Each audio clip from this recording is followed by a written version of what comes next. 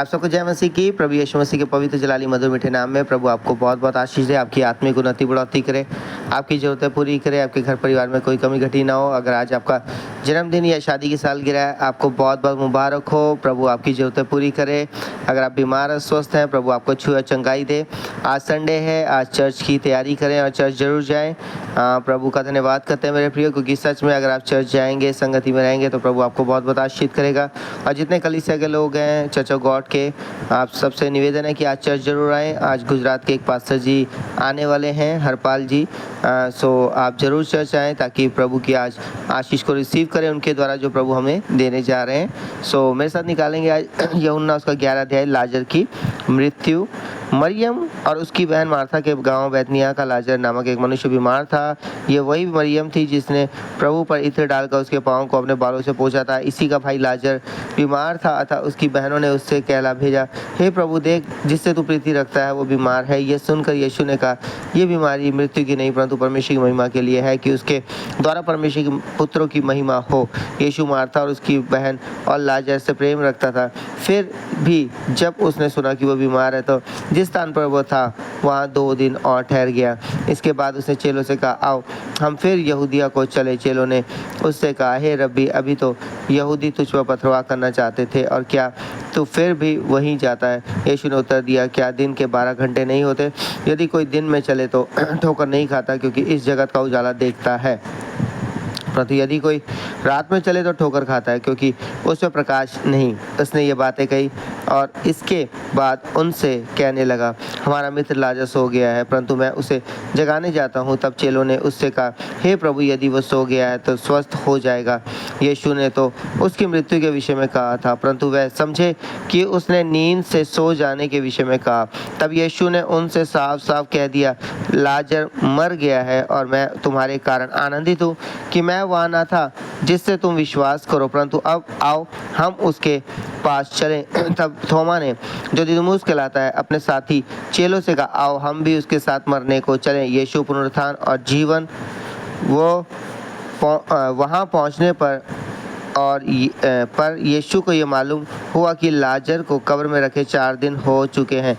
बैतनिय्याह यरूशलेम के समीप कोई 2 मील की दूरी पर था। बहुत से यहूदी मार्था और मरियम के पास उनके भाई की मृत्यु पर शांति देने के लिए आए थे। जब मार्था ने यीशु के आने का समाचार सुना तो उससे भेंट करने को गई, परंतु मरियम घर में बैठी रही। मार्था ने यीशु से कहा, हे प्रभु, यदि तू यहाँ होता तो मेरा भाई कदापि ना मरता। और अब भी मैं जानती हूँ कि जो कुछ तू परमेश्वर से मांगेगा परमेश्वर तुझे देगा। यीशु ने उससे कहा, तेरा भाई फिर जी उठेगा। मार्था ने उससे कहा, मैं जानती हूँ कि अंतिम दिन में पुनरुत्थान के समय वह जी उठेगा। यीशु ने उससे कहा, पुनरुत्थान और जीवन मैं ही हूँ। जो कोई मुझ पर विश्वास करता है वो यदि मर भी जाए तो भी जिएगा, और जो कोई जीवित है और मुझ पर विश्वास करता है वो अनंत काल तक ना मरेगा। तू इस बात पर विश्वास करती है? उसने उससे कहा, हाँ हे प्रभु, मैं विश्वास करती हूँ कि परमेश्वर का पुत्र मसीह जो जगत में आने वाला था वो तू ही है। यीशु रोया। ये कहकर वो चली गई और अपनी बहन मरियम को बुलाकर चुपके से कहा, गुरु यही है और तुझे बुलाता है। ये सुनते ही वो तुरंत उठकर उसके पास आई। यीशु अभी गांव में नहीं पहुंचा था, परंतु उसी स्थान में जहाँ वो था जहाँ मार्था ने उससे भेंट की थी। तब जो यहूदी उसके साथ घर में थे और उसे शांति दे रहे थे, ये देखकर कि मरियम तुरंत उठ के बाहर गई है, ये समझे कि वो कब्र पर रोने को जाती है, तो उसके पीछे हो लिए। जब मरियम वहाँ पहुँची जहाँ यीशु था, तो उसे देखते ही उसके पाँव पर गिर पड़ी और कहा, हे प्रभु, यदि तू यहाँ होता तो मेरा भाई ना मरता। जब यीशु ने उसको और उन यहूदियों को जो उसके साथ आए थे रोते हुए देखा तो आत्मा में बहुत ही उदास और व्याकुल हुआ और कहा, तुमने उसे कहाँ रखा है? उन्होंने उससे कहा, हे प्रभु, चल कर देख ले। यीशु रोया। तब यहूदी कहने लगे, देखो वो उससे कितना प्रेम रखता था। परंतु उसमें से कुछ ने कहा, क्या ये जिसने अंधे की आंखें खोली ये भी ना कर सका कि ये मनुष्य ना मरता? लाजर का जलाए जाना।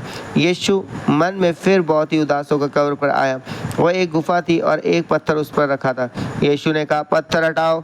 उस मरे हुए की बहन मार्था उससे कहने लगी, हे प्रभु, उसमें से तो अब दुर्गंध आती है, क्योंकि उसे मरे 4 दिन हो चुके हैं। यीशु ने उससे कहा, क्या मैंने तुझसे नहीं कहा था कि यदि तू विश्वास करेगी तो परमेश्वर की महिमा को देखेगी? तब उन्होंने उस पत्थर को हटाया। यीशु ने आंखें उठाकर कहा, हे पिता, मैं तेरा धन्यवाद करता हूँ कि तूने मेरी सुन ली है। मैं जानता था कि तू सदा मेरी सुनता है, परंतु जो भीड़ आसपास खड़ी है, उनके कारण मैंने ये कहा, जिससे कि वह विश्वास करे कि तूने मुझे भेजा है। यह कहकर उसने बड़े शब्द से पुकारा, हे लाजर निकला। जो मर गया था वो कफन से हाथ पांव बंधे हुए निकल आया और उसका मुंह अंगोछे से लिपटा हुआ था। यीशु ने उनसे कहा, उसे खोल दो और जाने दो। यीशु के विरुद्ध षड्यंत्र। तब जो यहूदी मरियम के पास आए थे और उसका ये काम देखा था, उनमें से बहुतों ने उस पर विश्वास किया, परंतु उनमें से कुछ ने फरीसियों के पास जाकर यीशु के कामों का समाचार दिया। इस पर प्रधान याजकों और फरीसियों ने महासभा बुलाई और कहा, हम करते क्या हैं?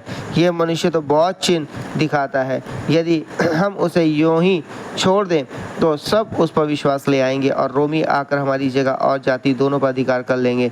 तब उनमें से काइफा नामक एक व्यक्ति ने, जो उस वर्ष का महायाजक था, उनसे कहा, तुम कुछ भी नहीं जानते और ना ये समझते हो कि तुम्हारे लिए ये भला है कि हमारे लोगों के लिए एक मनुष्य मरे और सारी जाति नष्ट ना हो।